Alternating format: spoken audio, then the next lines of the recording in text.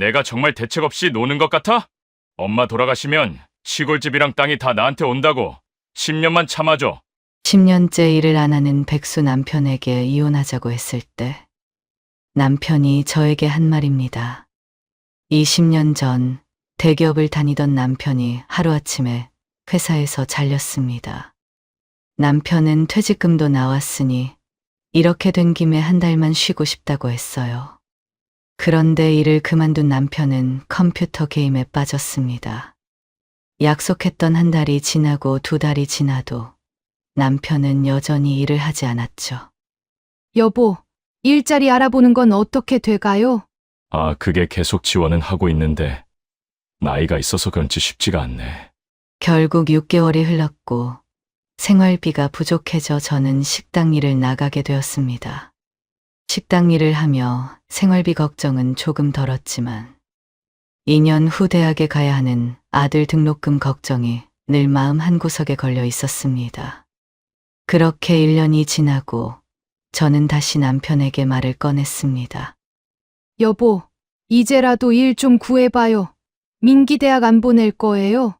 남편은 컴퓨터 화면에서 눈도 떼지 않은 채 건성으로 대답했습니다. 나이 들어서 누가 써주겠냐고요. 결국 저는 남편에게 이혼을 하자고 말을 했습니다. 남편은 깜짝 놀라 애원했어요. 제발 다시 생각해달라며 일자리도 알아보겠다고 말했죠. 하지만 저는 단호했습니다. 당신은 가장으로도 아빠로도 자격이 없어요. 그러자 남편이 이렇게 말했습니다. 엄마 돌아가시면 시골집이랑 땅이 다 나한테 와. 그거 몇 억이 뭐야? 10년만 지나면 땅값 올라서 몇십억도 될 수도 있어. 그때까지만 참아줘.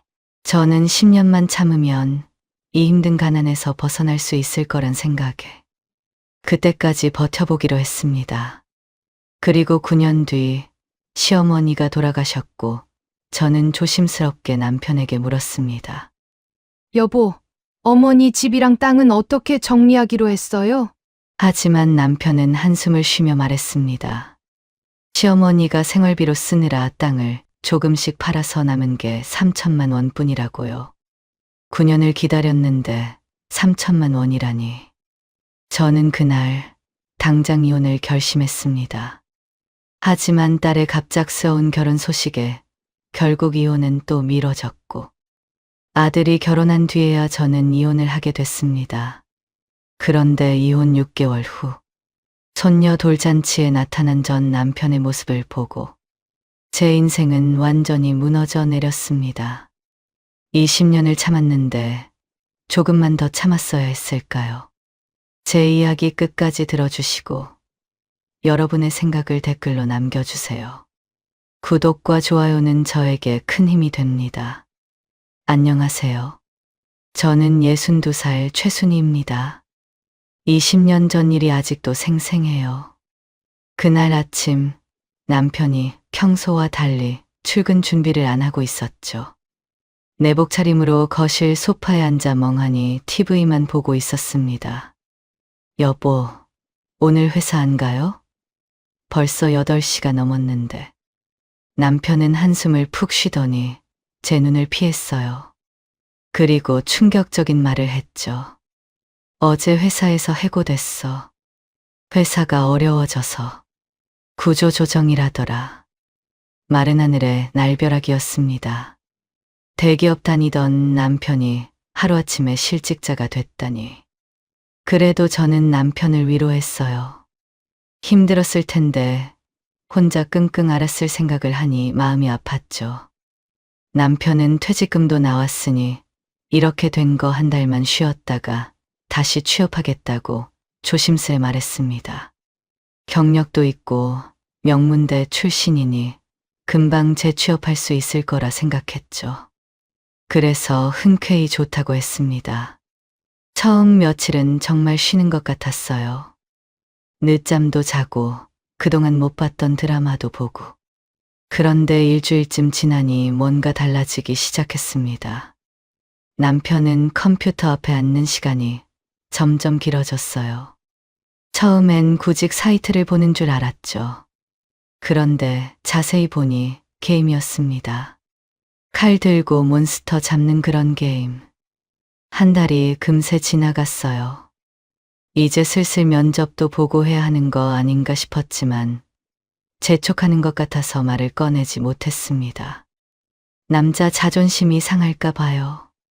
2달, 3달. 시간은 야속하게 빨리 흘렀죠. 퇴직금으로 버티던 생활비도 바닥이 보이기 시작했어요. 통장 잔고를 확인할 때마다 가슴이 철렁했습니다. 더는 못 참고 조심스럽게 물어봤어요. 여보, 일자리 알아보는 건 어떻게 돼가요? 남편은 마우스를 만지작거리며 대답했죠. 아, 그게. 계속 지원하고 있는데 나이가 있어서 그런지 쉽지 않네. 요즘은 40대만 넘어도 취업이 어렵다더라. 변명 같았지만 그럴 수도 있다고 생각했어요. 세상이 많이 변했으니까요. 그렇게 또 시간이 흘러 6개월이 됐습니다. 집에 놀러 온 친정오빠가 남편을 보더니 눈살을 찌푸렸어요. 오빠는 아는 중소기업에서 격리부장 자리를 찾는다며 남편에게 면접을 보라고 했죠. 저는 다행이다 싶어서 남편에게 말했습니다. 여보, 오빠가 소개해준 회사 면접 보러 가요. 좋은 기회잖아요. 그런데 남편의 대답이 황당했어요. 그런 작은 회사는 나랑 급이 안 맞아. 내가 대기업 출신인데 중소기업 격리나 하라고? 급이 안 맞다니. 집에서 게임만 하는 사람이 무슨 급 타령인지. 화가 치밀어 올랐지만 참았어요. 지금이 급 따질 때예요? 통장에 돈이 없다고요. 일단 들어가서 일하면서 더 좋은 데로 옮기면 되잖아요. 하지만 남편은 고개를 저었습니다. 자존심인지 뭔지 정말 답답했어요. 그때까지 참았던 게 한꺼번에 폭발했습니다. 당신 진짜 일자리 구하고는 있는 거예요? 하루 종일 방에서 게임만 하면서? 내년이면 민기가 고등학생 되는데 학원비 많이 들 텐데 걱정도 안 돼요? 남편은 버벅거리며 알았다고 더 열심히 알아보겠다고 했어요. 한 달이 더 지났습니다. 이제 정말 한계였어요. 남편을 기다리다간 우리 가족이 굶어 죽을 것 같았죠. 결국 제가 일자리를 찾기 시작했습니다. 하지만 40년 넘게 전업주부로만 살았던 제가 할 수 있는 일이 뭐가 있겠어요. 뭔가 배워서 새로운 일에 도전하고 싶었지만 당장 생활비가 급했습니다. 결국 동네 백반집에서 일하기로 했어요. 아침 9시 출근, 밤 10시 퇴근. 발이 퉁퉁 붓도록 서서 일했습니다. 힘들게 일하고 돌아오면 뭐가 반겨줬을까요? 산더미처럼 쌓인 설거지와 빨래들이었어요. 남편은 제가 들어온 줄도 모르고 컴퓨터 앞에서 아이템 떴다 며 소리를 지르고 있었죠. 처음엔 곧 정신 차리겠지 했는데 한 달이 지나도 2달이 지나도 똑같았습니다. 이제 기대도 안 했어요. 석 달째 되던 날이었습니다. 발이 너무 아파서 절뚝거리며 집에 들어왔는데 거실은 쓰레기장이었어요. 라면 그릇은 곰팡이가 피어 있었고 바닥엔 과자 봉지가 나뒹굴었죠. 더는 못 참겠더라고요. 이제 취업하라는 소리 안 할 테니까 집에 있을 거면 집안일이라도 좀 해요. 이게 뭐예요? 나한테 미안하지도 않아요? 남편은 그제야 정신을 차린 듯 미안하다고 했어요. 앞으로 집안일은 자기가 하겠다고. 식당 일을 한 지 1년이 됐습니다. 발은 퉁퉁 붓고 허리는 끊어질 것 같았지만 그래도 매달 월급이 들어오니 생활비 걱정은 덜었습니다. 하지만 마음 한구석엔 늘 불안함이 있었어요. 2년 후면 민기가 대학에 가야 하는데 등록금은 어떻게 마련하나. 요즘 대학 등록금이 얼마나 비싼지 한 학기에 몇백만 원씩 한다 했죠. 식당 월급으로는 턱도 없었습니다. 어느 금요일 밤 일을 마치고 오랜만에 친구 미옥이를 만났어요. 동네 포장마차에서 소주잔을 기울이며 이런저런 얘기를 하다가 미옥이가 물었죠. 순이야, 너희 남편 아직도 집에서 놀고 있어? 그 말에 얼굴이 화끈거렸습니다. 부끄러웠어요. 남들은 남편이 열심히 벌어다 주는데 우리 집은 거꾸로니까요. 고개를 끄덕이며 민기대학 등록금이 걱정된다고 털어놨죠. 미옥이가 제 손을 잡았어요. 보험 일을 하는 미옥이는 저에게 같이 보험 영업을 해보라고 권했습니다. 일한 만큼 버는 거라서 열심히만 하면 식당 일보다 훨씬 많이 벌 수 있다고요. 처음 한두 달은 자기를 따라다니며 배우면 금방 할 수 있다고 했죠. 솔직히 겁났어요. 보험 영업이라니.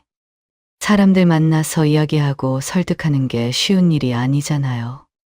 하지만 민기를 생각하니 뭐라도 해야 했습니다. 그렇게 보험 일을 시작했어요. 미옥이를 따라다니며 고객들을 만났죠. 처음엔 말이 잘 안 나왔지만 점점 익숙해졌어요. 가끔 계약이 성사되면 정말 기뻤습니다. 수수료 명세서를 볼 때마다 희망이 생겼어요. 이렇게 열심히 하면 민기 등록금도 마련할 수 있겠다 싶었죠. 2달이 지나고 드디어 혼자 영업을 나가기 시작했습니다. 아침부터 정장을 차려입고 무거운 서류 가방을 들고 나섰어요. 동네 미용실, 세탁소, 식당. 아는 사장님들부터 찾아갔죠. 그런데 현실은 냉정했습니다. 대부분 이미 보험이 있다며 거절했어요. 모르는 사람들은 더 심했죠. 문전박대당하기 일쑤였습니다. 더 힘든 건 일부 남자들이었어요. 혼자 사냐며 치근덕거리고 밥이나 같이 먹자며 불편하게 만들었죠. 그렇게 뛰어다녔지만 실적은 바닥이었습니다. 한 달에 계약 하나 따기도 힘들었어요. 수수료는 쥐꼬리만큼 들어왔고 교통비랑 식사비 빼면 남는 게 없었죠. 더 안타까운 건 친한 사람들과의 관계였어요. 보험 얘기만 꺼내면 다들 피하기 시작했습니다. 시장에서 만나도 인사만 하고 급히 가버렸죠. 제가 무슨 전염병 환자가 된 기분이었어요. 6개월을 버텼습니다. 민기를 위해서라고 매일 다짐했지만 더는 못하겠더라고요. 결국 미옥이한테 미안하다고 사과하고 다시 백반집으로 돌아갔습니다. 사장님이 반갑게 맞아줬어요. 다시 앞치마를 두르고 일을 시작했죠. 하지만 머릿속엔 온통 민기, 등록금 걱정뿐이었습니다. 이대로는 안 되겠다 싶어서 그날 밤 남편한테 다시 말했어요. 여보, 이제라도 일 좀 구해봐요. 민기 대학 안 보낼 거예요? 남편은 컴퓨터 화면에서 눈도 떼지 않고 건성으로 대답했죠. 나이 들어서 누가 써주겠냐고. 아빠가 돼서 그게 할 소리예요? 제가 소리를 질렀지만 남편은 게임 소리만 키웠어요. 그날 밤 잠이 오지 않았습니다. 남편이 왜 이렇게 변했을까 생각했죠. 문득 깨달았어요. 컴퓨터 게임. 그게 문제였습니다. 며칠을 고민했습니다. 그리고 결심했어요. 컴퓨터를 없애버리자. 그래야 정신을 차릴 거라고. 새벽 4시까지 게임하다가 잠든 남편 몰래 컴퓨터 본체를 들어 올렸습니다. 출근길에 중고 컴퓨터 가게에 팔았어요. 점심시간 바쁘게 일하는데 핸드폰이 미친 듯이 울렸어요. 점심시간이 끝나고서야 전화를 걸었습니다. 내 컴퓨터 어디 있어? 아침에 일어나 보니 없어졌어. 예상한 반응이었죠. 침착하게 대답했습니다. 생활비가 부족해서 팔았어요. 전화기 너머로 욕설이 쏟아졌어요. 어떻게 남의 물건을 마음대로 파냐고, 당장 다시 사오라고. 저는 일해야 한다며 전화를 끊었습니다. 밤 10시 집에 들어서자마자 남편이 현관에서 기다리고 있었어요. 얼굴이 벌겋게 달아올라 있었죠. 왜 내 허락도 없이 컴퓨터를 팔았어? 그게 얼마짜리인 줄 알아? 방으로 들어가 문을 쾅 닫았습니다. 남편이 따라 들어왔어요. 일도 안 하고 하루 종일 방에 처박혀서 게임만 하는 당신이 한심해서 그랬어요. 그 말에 남편의 눈빛이 변했어요. 그리고 순간 제 뺨을 때렸습니다. 따끔한 통증과 함께 놀라움이 밀려왔어요. 결혼하고 처음이었죠. 뭘 잘했다고 날 때려요? 제 고함 소리에 민기와 지연이가 뛰어나왔습니다. 아빠, 엄마한테 왜 그래? 엄마가 불쌍하지도 않아? 민기가 소리쳤어요. 지연이도 울먹이며 아빠가 너무하다고 했죠. 남편은 아이들의 비난에 말문이 막혔어요.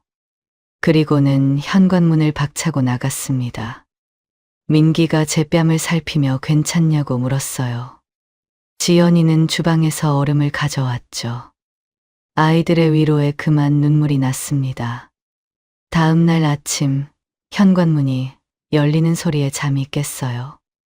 남편이 돌아왔습니다. 머리는 헝클어지고 눈은 충혈되어 있었죠.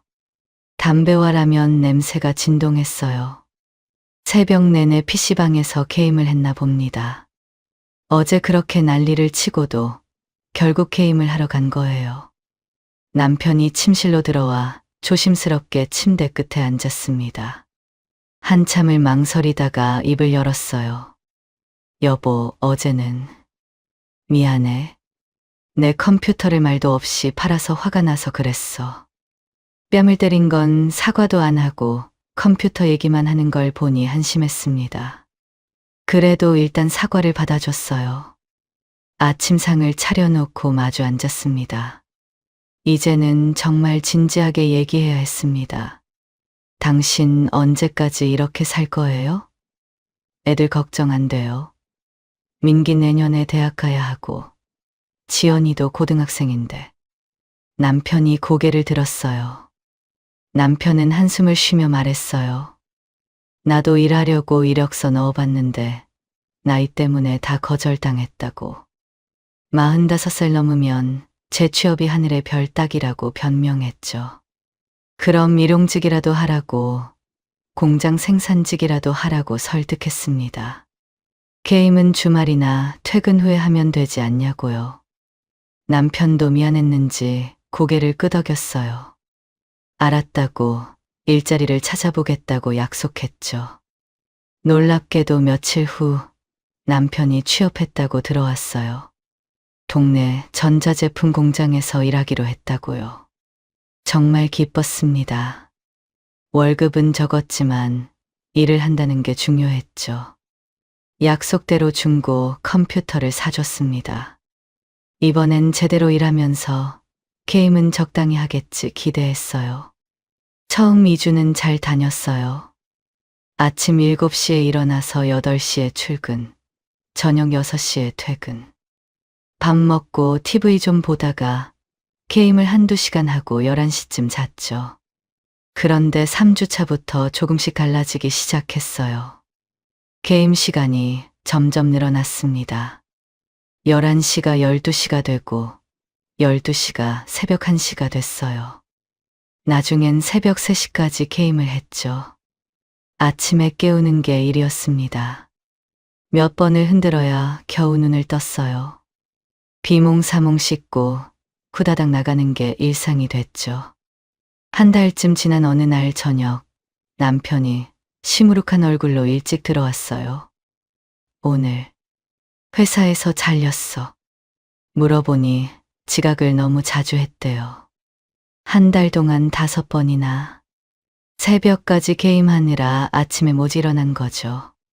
한숨이 깊게 나왔습니다. 이 사람은 정말 게임 말고는 아무것도 할 수 없는 사람이구나. 그날 밤 민기와 지연이를 거실로 불렀어요. 아이들도 이제 충분히 판단할 나이였죠. 엄마가 물어볼 게 있어. 너희 아빠 없이 사는 거 어떻게 생각해? 민기가 먼저 대답했어요. 솔직히 아빠가 있으나 없으나 똑같다고. 지연이도 맞장구 쳤죠. 엄마가 다 하는데 우린 상관없다고. 오히려 엄마가 덜 힘들 것 같다고 말했죠. 아이들의 말에 가슴이 먹먹했습니다. 하지만 동시에 결심이 섰어요. 다음 날 아침 남편이 거실에서 게임하고 있을 때 다가갔습니다. 이혼해요. 더는 못 살겠어요. 남편이 깜짝 놀라며 마우스를 떨어뜨렸어요. 벌떡 일어나 애원했죠. 제발 다시 생각해달라고. 이번엔 정말 열심히 일하겠다고 말했어요. 하지만 전 단호했습니다. 당신은 가장으로서도 아빠로서도 낙제라고. 이제 각자 살자고요. 남편이 무릎까지 꿇었어요. 그러다가 갑자기 이상한 말을 꺼냈습니다. 내가 정말 대책 없이 노는 것 같아? 우리 엄마 연세가 몇인 줄 알아? 길어야 10년이야. 엄마 돌아가시면 시골집이랑 땅이 다 나한테 와. 그거며 저기 뭐야. 10년 지나면 땅값 올라서 몇십억이 될 수도 있어. 그때까지만 참아줘. 기가 막혔어요. 이혼하기 싫어서 어머니 목숨을 담보로 잡다니. 얼마나 비열한지. 하지만 솔직히 마음이 흔들렸습니다. 몇십억이라니. 그 돈이면 민기, 지연이 결혼할 때 집도에서 보낼 수 있어요. 무엇보다 이 고된 식당일에서 해방될 수 있죠. 10년. 10년만 더 참으면. 머릿속이 복잡했어요. 시어머니께는 죄송하지만 현실적으로 생각하면. 한참을 고민하다가 결국 한 번 더 기회를 주기로 했습니다. 대신 조건을 걸었어요. 게임 시간 줄이고 집안일이라도 제대로 하라고. 남편은 고개를 끄덕끄덕 했어요. 뭐든 하겠다고 약속했죠. 그렇게 이혼 얘기는 일단 접었습니다. 다시 식당으로 출근하면서 생각했어요. 10년만 참자. 10년이면 민기도 대학 졸업하고 취직할 거고, 지연이도 시집 갈 거야. 그때까지만 버티자. 매일 발이 퉁퉁 붓도록 일하면서도 10년만 덜하고 되뇌었어요. 김치찌개 냄새가 온몸에 배어도, 손님들한테 무시당해도 그 생각으로 버텼습니다. 그렇게 6년이 흘렀습니다. 세월이 참 빨리 갔어요. 매일 똑같은 일상의 반복이었죠. 저는 식당에서 김치찌개 냄새를 맡으며 일했고, 남편은 방에서 게임만 했습니다. 민기는 어느새 군대를 다녀왔어요. 대학 등록금은 제가 낼 형편이 안 돼서 아르바이트로 번 돈으로 학교를 다녔죠. 편의점, 카페, 과외. 안 해본 알바가 없었어요. 그런 아들을 볼 때마다 가슴이 미어졌습니다. 지연이는 더 빨랐어요. 고등학교 때부터 대학은 포기했죠. 상업고등학교로 진학해서 자격증을 따고 졸업하자마자 바로 취업했습니다. 20살에 벌써 직장인이 됐어요. 어느 날 저녁 아이들과 함께 밥을 먹으며 또 미안하다고 했어요. 엄마가 못나서 너희들이 고생한다고. 민기가 웃으며 말했죠. 엄마는 충분히 잘하고 있다고. 우린 괜찮다고요. 지연이도 맞장구 쳤어요.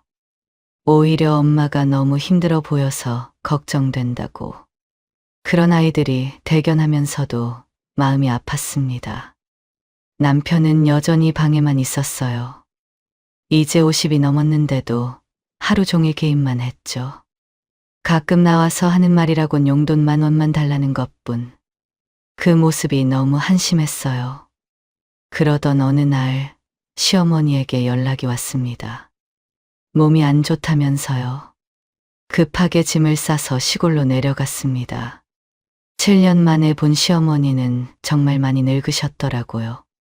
걷는 것도 힘들어하시고 말씀도 어눌해지셨어요. 혼자 생활하시기엔 무리였습니다. 결국 요양원에 모시기로 했어요. 시어머니도 더는 패 끼치고 싶지 않다며 동의하셨죠. 요양원으로 모시는 날 시어머니가 제 손을 꼭 잡으셨어요. 우리 아들 못난 거 알면서도 같이 살아줘서 고맙다고. 그 말씀에 울컥했습니다. 죄송하기도 하고 솔직히 속으로는 다른 생각도 들었어요. 이제 정말 끝이 보이는구나. 내 고생도 곧 끝나겠구나. 2년이 더 지났습니다. 그리고 시어머니가 돌아가셨어요. 요양원에서 편안히 눈을 감으셨다고 했죠. 장례식은 조용히 치렀습니다. 시골 사람들이 많이 왔지만 다들 연세가 있어서 분위기는 담담했어요.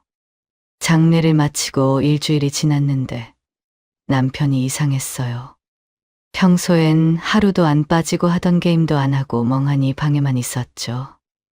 아무래도 충격이 컸나 봅니다. 저는 속으로 초조했어요. 시골 땅과 집 정리는 어떻게 되는 건지, 정말 몇십억이 되는 건지. 하지만 남편이 슬퍼하는 중에 그런 얘기를 꺼낼 수는 없었죠. 한 달이 지났습니다. 더는 못 참고 조심스럽게 물어봤어요. 여보, 어머니 집이랑 땅은 어떻게 정리하기로 했어요? 남편이 한숨을 쉬며 고개를 돌렸어요. 표정이 좋지 않았죠. 힘겹게 입을 열었습니다. 아, 그 집이랑 땅. 생각보다 별거 없더라고. 부동산에 가보니 땅이 작아서 3천만 원밖에 안 된대. 집은 너무 낡아서 팔리지도 않을 거라고. 순간 귀를 의심했어요. 뭐라고요?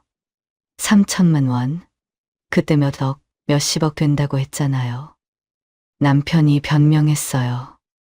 나도 그런 줄 알았는데 어머니가 생활비 쓰시느라 땅을 조금씩 파셨나 봐. 생각보다 남은 게 없어. 다리에 힘이 풀려 주저앉았습니다. 3천만 원. 9년을 기다렸는데 고작 3천만 원이라니. 그동안 이것만 믿고 버텼는데 발이 붓도록 일하고 손님들한테 무시당하고 김치찌개 냄새 맡으며 살았는데 새벽부터 밤늦게까지 일하면서 10년만 더라고 버텼는데 이제 남편에게 더는 기댈 게 없었어요. 정말로 끝이었습니다. 그날 밤 민기와 지연이를 불렀어요. 이제는 정말 이혼해야겠다고 생각했죠. 아이들이 거실에 나와 앉았는데 지연이 표정이 이상했어요. 뭔가 할 말이 있는 것 같았죠. 제가 말을 꺼내려는데 지연이가 먼저 입을 열었어요. 엄마, 사실 할 말이 있어요. 무슨 일이냐고 물었더니 지연이가 한참을 망설이다가 말했어요. 저 임신했어요. 머릿속이 하얘졌습니다. 23세 임신이라니. 누구 아이냐고 물었어요. 지연이가 울먹이며 대답했죠. 같은 회사 다니는 남자친구 아이라고. 남자친구는 결혼하자고 한대요. 남자 집에서도 빨리 결혼하라고 말했다고 했습니다.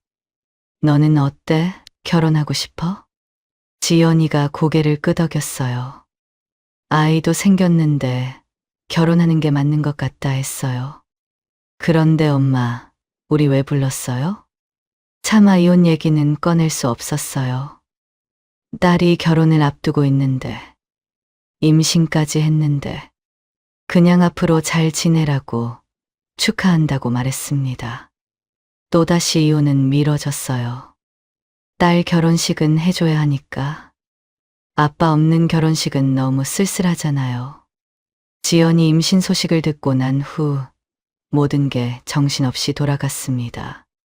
배가 나오기 전에 서둘러 결혼식을 올려야 했어요. 양가 부모님들이 만나서 날짜를 잡고 예식장을 알아보고 드레스를 고르고 2달 만에 모든 걸 준비했죠. 상견례 날이었습니다. 사돈들 분들은 보기에도 품이 있는 분들이었죠. 남자 쪽 아버지는 중견기업 부장이고 어머니는 전업주부라고 했어요. 식사하며 이런저런 얘기를 나눴는데 속으로는 조마조마했습니다. 혹시 우리 부부 직업을 물어보면 뭐라고 해야 하나? 남편은 백수고 나는 식당에서 일한다고 할 수도 없고 지연이가 참 예쁘고 똑똑해요. 우리 아들이 복 받았네요. 사돈어른의 칭찬에 겸손하게 웃었지만 속으로는 쓰라렸어요. 다행히 지연이가 미리 얘기했는지 직업 얘기는 나오지 않았어요. 대신 아이들 얘기, 결혼 준비 얘기로 시간을 보냈죠. 결혼식 날이 왔습니다. 웨딩드레스를 입은 지연이가 정말 예뻤어요. 신부 대기실에서 마지막으로 딸을 안아줬죠. 행복하게 살라고, 엄마처럼 살지 말라고 속으로만 당부했습니다. 신부 입장 시간, 지연이가 아빠 팔짱을 끼고 버진로드를 걸어갔어요. 그 모습을 보는데 눈물이 났습니다. 무능한 남편이지만 그래도 이럴 때는 있어서 다행이구나. 만약 이혼했다면 딸이 혼자 쓸쓸히 입장했을 텐데. 남편도 오랜만에 양복을 입으니 그럭저럭 봐줄만 했어요. 하객들 앞에서 부부가 나란히 서서 인사하는데 마치 정상적인 가정인 것처럼 보였겠죠. 아무도 이 남자가 이 게임만 하는 백수인 줄은 모를 거예요. 결혼식이 끝나고 피원까지 마쳤습니다. 집으로 돌아오는 택시 안에서 생각이 많아졌어요. 이제 지연이도 시집 갔으니 이혼해도 되는 걸까? 아니다. 민기가 있지. 민기 결혼식엔 아빠가 있어야 하지 않을까? 아들이 상처받을지도 몰라. 결국 또 미루기로 했어요. 민기 결혼할 때까지만 더 참자고. 그렇게 또 12년이 흘렀습니다. 정말 긴 세월이었어요. 50대였던 제가 어느새 60대가 됐죠. 식당 일은 나이가 들수록 더 힘들어졌습니다. 무릎이 시큰거리고 허리는 굽어갔어요. 그래도 민기를 위해 참았습니다. 한 푼이라도 더 모아서 아들 결혼 자금에 보태야 한다고 생각하며 버텼죠. 남편은 여전히 방에서 게임만 했어요. 이제는 나이가 들어서인지 게임도 예전만큼 잘 못한다고 투덜거렸죠. 그래도 하루 종일 컴퓨터 앞에서 떠나지 않았습니다. 어느 날 민기가 여자친구를 데리고 왔어요. 엄마, 결혼하고 싶은 사람 데려왔어요. 인사드려. 예쁘고 착한 아가씨였어요. 간호사라고 했죠. 민기를 진심으로 사랑하는 게 보였습니다. 저녁을 같이 먹으며 이야기를 나눴는데 예비 며느리가 참 똑똑했어요. 말도 예쁘게 하고 어른 대접도 잘하고 우리 민기가 복받았구나 싶었죠. 민기 결혼식 날 아들이 턱시도를 입고 서 있는 모습이 정말 멋있었어요. 민기가 신부와 함께 행진곡에 맞춰 퇴장하는 모습을 보며 안도했습니다. 이제 내 역할은 다 했어요. 결혼식이 끝나고 일주일이 지났습니다. 더는 미룰 이유가 없었어요. 20년을 참았으니 충분했죠. 이제 62살, 남은 인생이라도 나를 위해 살고 싶었습니다. 그날 저녁 남편을 거실로 불렀어요. 여보, 할 얘기가 있어요.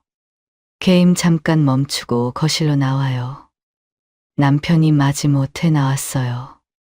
머리는 하얗게 새고 배는 나왔지만 여전히 게임 티셔츠를 입고 있었죠.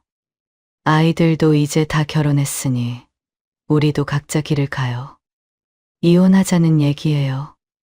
남편이 잠시 저를 바라봤어요. 그리고는 고개를 끄덕였습니다. 예상 밖의 반응이었어요. 예전엔 무릎 꿇고 빌던 사람이 왜 이렇게 순순히 받아들인다고요? 재산 얘기를 꺼내려는데 남편이 먼저 말했어요. 재산은 다 당신이 가져. 20년을 놀고 먹었는데 무슨 염치로 나눠 갖겠어. 난 그냥 빈손으로 나갈게. 빈손으로 나가서 어디서 어떻게 살려고요? 그래도 살 곳은 있어야 하잖아요. 남편이 쓴웃음을 지었어요. 어머니 돌아가시고 남은 시골집이 있잖아. 거기서 농사 지으면 입에 풀칠은 하겠지 뭐.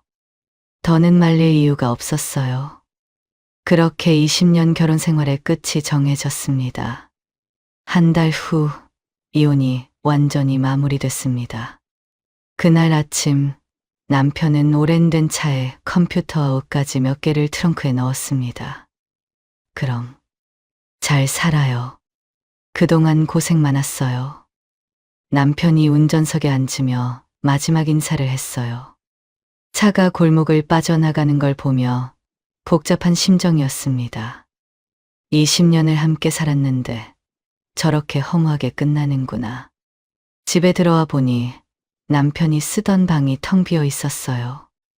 게임하느라 새까맣게 때가 낀 책상 자리, 의자가 놓였던 바닥에 움푹 파인 자국, 벽에 붙어 있던 게임 포스터 자국만 남아 있었죠.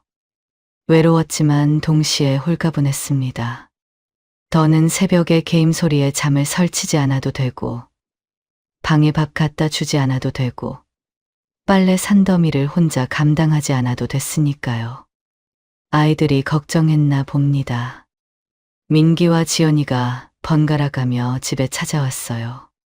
반찬도 해오고 청소도 도와주고. 엄마, 아빠 소식 들었어요? 민기가 물었지만 저도 몰랐어요. 아이들이 가끔 전화한다는데 받지 않는다고 했죠. 시골에서 뭘 하며 사는지 궁금하기도 했지만 이제 남이니까요.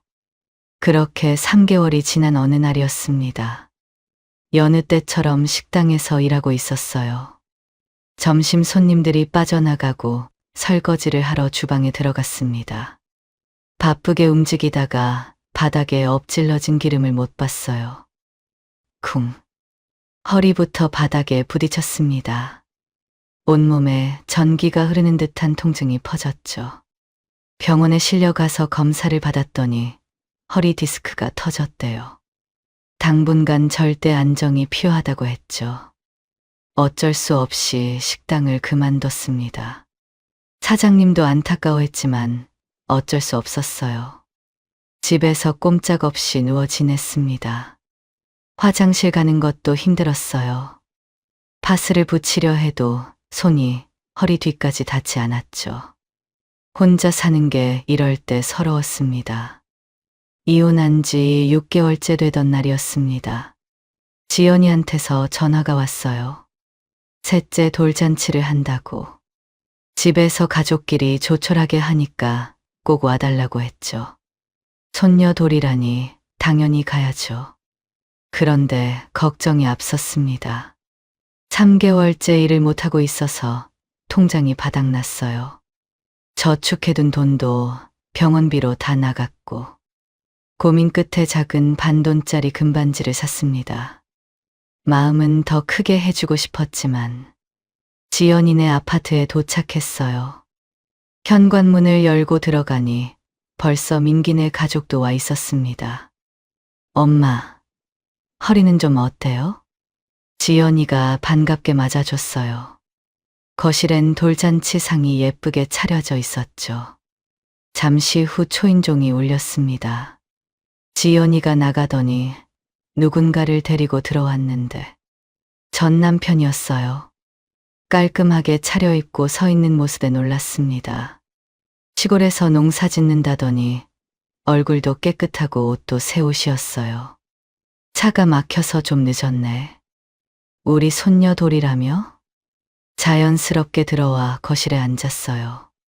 지연이를 부엌으로 불러 조용히 물었습니다. 아빠가 어떻게 온 거냐고, 부른 거냐고 물었어요. 지연이가 미안한 표정을 지으며 설명했습니다. 이혼 후 전화해도 계속 안 받으시다가 어제 갑자기 연락이 왔다고 했어요. 그러면서 셋째 돌잔치 아니냐며 어디서 하냐고 물어봤다고 했죠. 그래도 할아버지인데 오지 말라고 할 수도 없고 어쩔 수 없었다고 미안하다고 했습니다. 돌잔치가 시작됐어요. 아이가 돌상으로 가서 청진기를 잡았습니다. 모두가 박수를 쳤죠. 이제 선물 시간이었어요. 저는 작은 반지 상자를 꺼냈습니다. 지연이에게 이것밖에 못 해줘서 미안하다고 했어요. 요즘 형편이 어려워서. 엄마, 괜찮아요. 이것도 과분해요. 셋째한테는 원래 안 하잖아요. 지연이가 위로했지만 마음이 무거웠어요. 그때 전 남편이 가방에서 뭔가를 꺼냈습니다. 할아버지가 선물 줘야지. 우리 공주님한테는 특별한 게 있어야 해. 빨간 상자를 열어보니 10돈짜리 금팔찌였어요. 모두가 놀랐습니다. 특히 저는 입이 떡 벌어졌죠. 아빠, 이거 너무 비싼데. 어디서 이런 돈이 있어요? 지연이도 놀라서 소리쳤어요. 손녀 돌잔치인데 할아버지가 이 정도는 해줘야지. 걱정 말고 받아. 전 남편이 으스대며 말했습니다. 그렇게 돌잔치가 끝나고 일어서려는데 전 남편이 다가왔어요. 집까지 차로 태워줄게. 허리 아픈데 택시 잡기도 힘들잖아. 불편해서 거절했지만 계속 권했습니다. 지연이도 엄마 허리 아픈데 아빠가 모셔다 드리면 좋겠다고 거들었죠. 결국 따라 나섰어요. 지하 주차장으로 내려갔습니다. 그런데 아무리 둘러봐도 그낡은 경차가 안 보였어요. 차 어디 됐어요? 안 보이는데. 그러자 남편이 리모컨을 누르며 한쪽을 가리켰어요. 제 눈을 의심했습니다. 검은색 대형 외제차였어요. 차에 오르니 새 차 특유의 가죽 냄새가 났습니다. 시트는 부드러웠고 엔진 소리는 조용했죠. 시골에서 농사 짓는다던 사람이 어떻게. 집으로 가는 동안 머릿속이 복잡했어요. 도대체 무슨 일이 있었던 걸까? 혹시나 싶어 물었습니다. 당신, 로또라도 맞았어요? 당신이 무슨 돈이 있어서 금팔찌에 외제차를 사요? 전 남편은 그냥 웃기만 했어요. 대답 없이 운전에만 집중했죠. 집 앞에 도착했습니다. 내리려는데 전 남편이 말했어요. 잠깐 할 말이 있다면서 차 한 잔 줄 수 있냐고요. 뭔가 중요한 얘기인 것 같아서 집으로 들어갔습니다. 거실에 앉아 차를 우렸어요. 예전에는 함께 살던 집인데 낯선 손님처럼 조심스럽게 앉아있는 모습이 묘했죠. 차를 한 모금 마시더니 전 남편이 입을 열었어요. 아까 로또 맞았냐고 물었지. 그건 아니고 시골 땅 팔았어. 순간 귀를 의심했습니다. 3천만 원밖에 안 되는 시골 땅을 팔아서 어떻게 외제차를 산단 말인가요? 전 남편이 찻잔을 내려놓으며 말했어요. 3천만 원이 아니야, 20억이야. 저는 놀라서 말했어요. 무슨 소리예요? 땅값이 그새 그렇게 올랐다고요? 전 남편이 고개를 저으며 말했어요. 오르게 아니라 처음부터 20억이었다고. 머릿속이 하얘졌습니다. 뭐라고요? 그럼 왜 그때는 3천만 원이라고 했어요? 화가 치밀어 올랐습니다. 9년을 그 돈 때문에 참았는데. 전 남편이 차분하게 말을 이었어요. 어머니가 돌아가시고 유산 정리하면서 땅값이 20억인 걸 알았다고 했어요. 그 돈이면 우리 가족 모두 편하게 살 수 있을 거라 생각했다고 했죠. 하지만 팔려고 보니 생각이 달라졌대요. 그동안 가족들이 자기를 어떻게 대했는지. 무시하고 구박하고 사람 취급도 안 했는데 왜 그런 사람들한테 돈을 줘야 하냐고요. 당신이 가장 노릇, 아버지 노릇 안 하는데 누가 좋아해요? 그리고 나는 그렇다 쳐도 아이들한테까지 그러면 안 되죠. 제가 따졌지만 전 남편은 담담했어요. 그리고 그럼 시어머니 돌아가셨을 때 그냥 이혼하자고 하지. 어차피 안 줄 거면서 왜 또 몇 년을 살았냐고 제가 따져 물었습니다. 그러자 남편이 말을 했죠. 65살까지 이혼 안 하고 살면 그때는 말하고 같이 살려고 했어. 근데 그 1년을 못 참고 당신이 먼저 이혼하자고 해서 이렇게 된 거지. 기가 막혔어요. 누굴 놀리는 것도 아니고.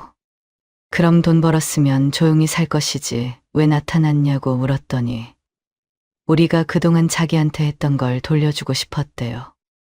그러면서 자리에서 일어났습니다. 앞으로 볼 일 없으니 걱정 안 해도 돼. 차 잘 마셨어. 그리고 5만 원짜리 한 장을 식탁에 올려놨습니다. 차값이야. 문이 닫히는 소리가 들렸어요. 혼자 남은 거실에서 한참을 멍하니 앉아 있었습니다.